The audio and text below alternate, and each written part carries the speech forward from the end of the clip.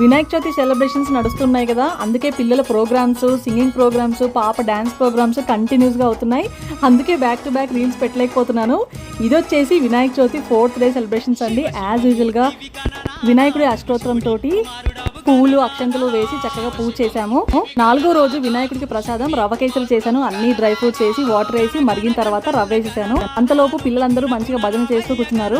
బబ్లన్నయ్య వాళ్ళు ట్రిప్కి వెళ్ళాలని చెప్పేసి పెద్దమ్మ మమ్మీ వచ్చి ఉన్నారు. వాళ్ళు కూడా మంచిగా పూజలో పాల్గొంటున్నారు. కేసరికి నీళ్లు మరిగిన తర్వాత యాలకుల పొడి చక్కెర వేసి మరిగించాను. మరిగించిన తర్వాత స్లోగా రవ్వ వేసాను. అండ్ నెయ్యి గురించి అయితే తట్టెడు నెయ్యి వేస్తాను నేను.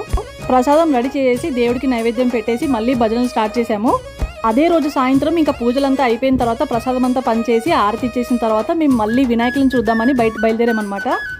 ఎవ్రీ ఇయర్ పిల్లల్ని తీసుకొని బేగమదర్ వెళ్ళేసి ప్రతి ఒక్క వినాయకుని చూస్తాము.